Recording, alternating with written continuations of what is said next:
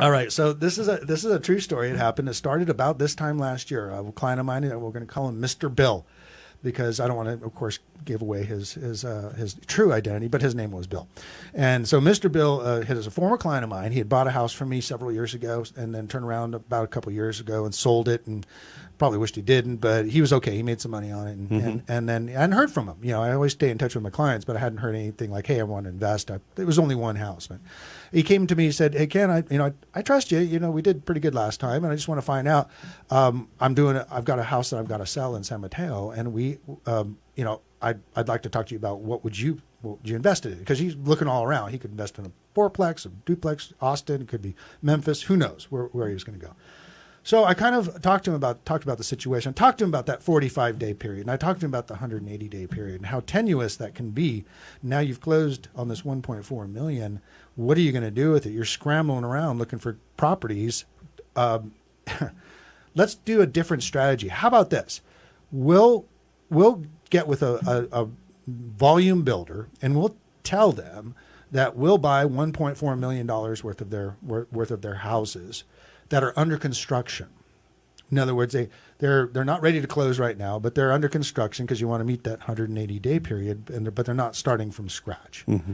So that way you can name your properties even before you've closed on or sold and closed on the relinquished property. Therefore, you already know what your upleg is. Mm-hmm. That was one of the things that took the pressure off of the whole fact that he didn't have to worry about that scramble to find the properties in 45 days. And that's a lot of property, 1.4 million. I mean, and so having all those properties already lined up and ready to go is the strategy. So got with the local builder, the local biggest builder in town, in the state of Texas too, got with him, and I said, I went to management. I said, "Hey, let's go have lunch." Actually, they want to take me to lunch because we'd been their number one realtor, and we went a trip, and all kinds of our team went a trip to Cabo. And so we're like, "Well, let's take you to lunch." So I got with the vice president and the president of the building company. I said, "Here's what I got. I got this guy that wants to buy, this many properties." It turned out to be 8 at the time, but it ended up being 9. That's part of the story. 8 properties, that adds up to about just like 1.3, 1.4, which is that dollar amount that we were looking for.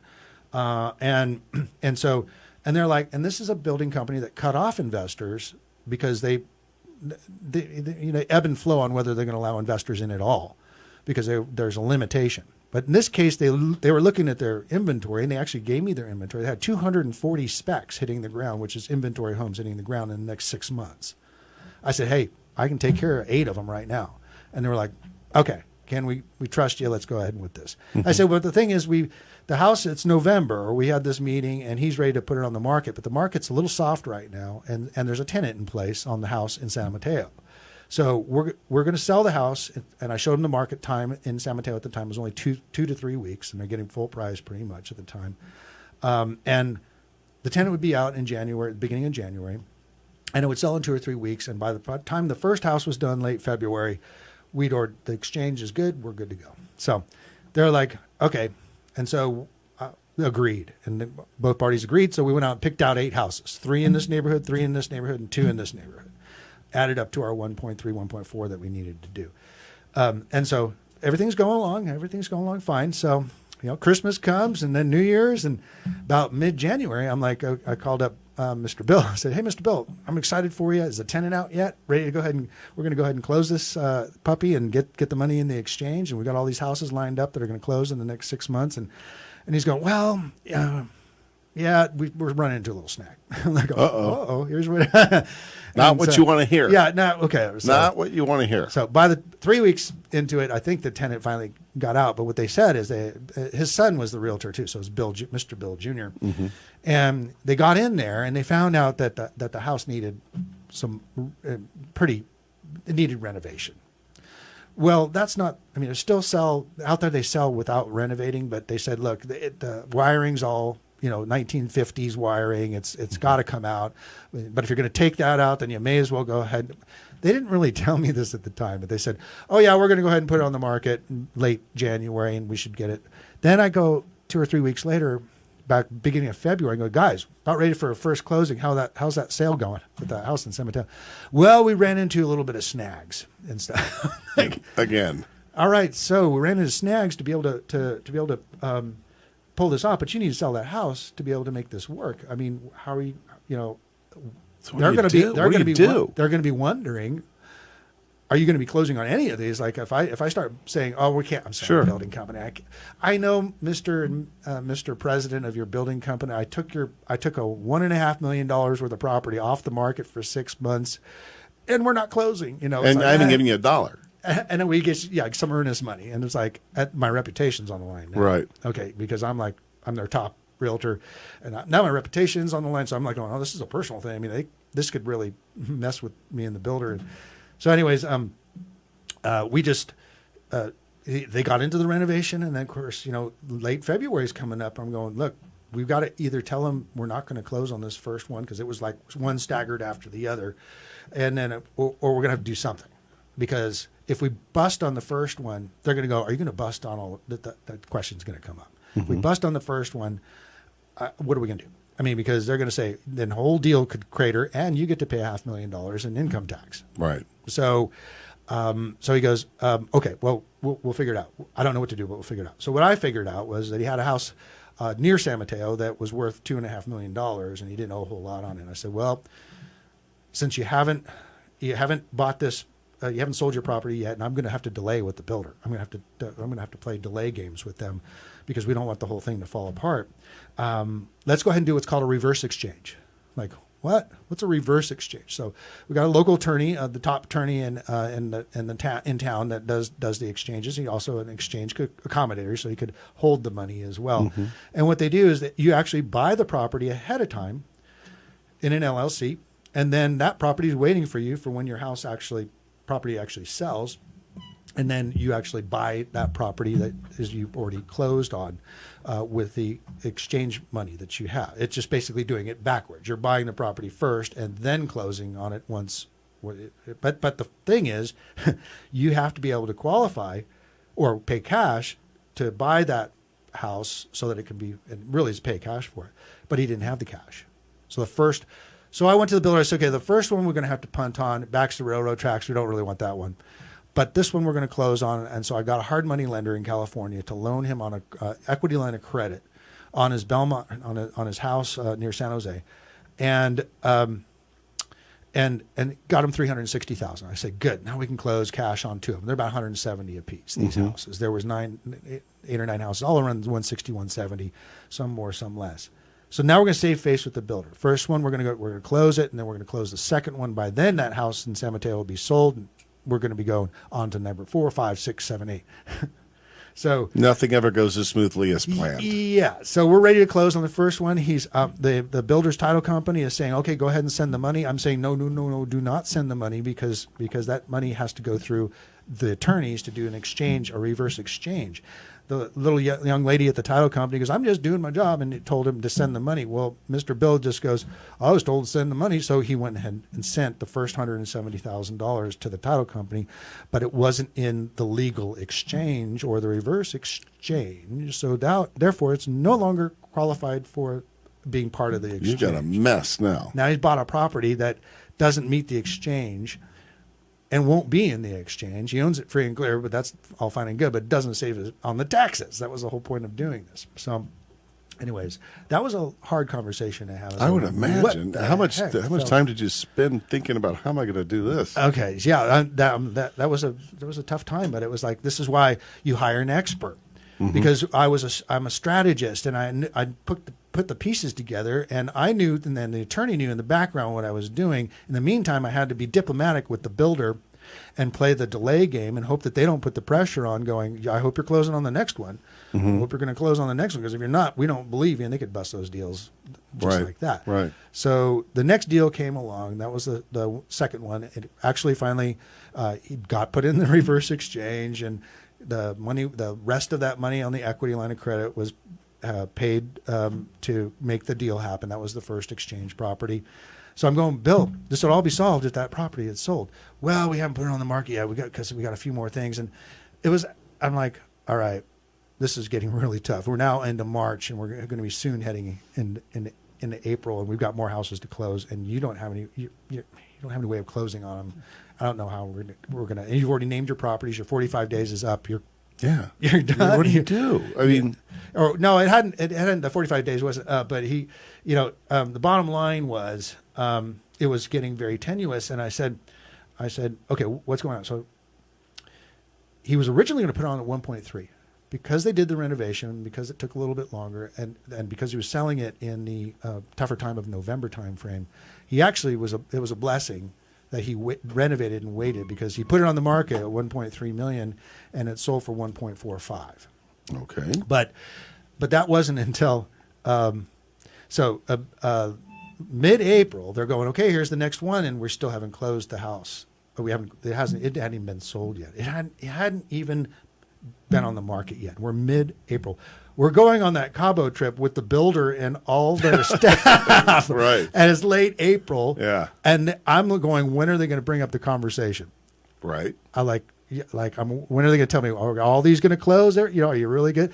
And when they were out on their fishing trip, they were out catching marlin, the president and their team, and I'm back at the hotel. I get a text from Mr. Bill Jr. It says, the house is sold, multiple offers. It's going to be closing in 2 weeks, cash at $1.45 million. I was like, whew. Really? And then, so then I got back to, I waited till they got back from their trip catching all that tuna and all the marlin, and we're in a great mood. And I told them, well, let me come honest with you. We didn't sell the house until last week. And and I know it's April, right? But it's a done deal, and now the money's it's a cash offer. It's closing in 2 weeks, and they were like, "Really? All right, sounds good to me." I was like, "Because it was Cabo, right?" Right, right. So, anyways, we had the money in place. We were able to do that. Okay, so we're now ready to close the next one. It was late April, early May, and all of a sudden we're trying to get a hold of the seller, and no answer. No. No, I mean the buyer. He's got the exchange. All he has to do is sign the papers on the next one. He's got the cash. The attorneys are all set up. He's been dark on you. He went dark on me. I'm like going, emailing, texting, trying to be nice, trying to be assertive, no response. A week goes by, and we're like, uh-oh, yeah, what the heck, and then title company goes, we finally got a hold of him. They said he had a procedure, and I said, okay, what was the procedure? And I finally got to talk to Mr. Bill, and he goes, well, I had open heart surgery. And I go, well, that's probably a good excuse, for not returning calls. I mean, it was like, I wasn't giving a hard time. I was like, thank God you're doing better. Is everything okay? Because it was like, it's really hard to when they go dark on you. The problem with the situation is once his income was being derived from this house, along with his small amount of income from his company, because it was kind of scaling down retirement. But once he sold that house, he didn't have income to qualify for any mortgages. Oh. So even though he was paying cash for most of them, he still needed to qualify for 2 mortgages. And those 2 mortgages were because you have to, on the exchange, you have to buy of equal or greater value, and you have to borrow of equal or greater value of what you owed on it, the previous property. So he had to borrow $250. So we were going to do the last 2 properties with borrowed money, but he didn't qualify until we got all these other houses rented. So there's another.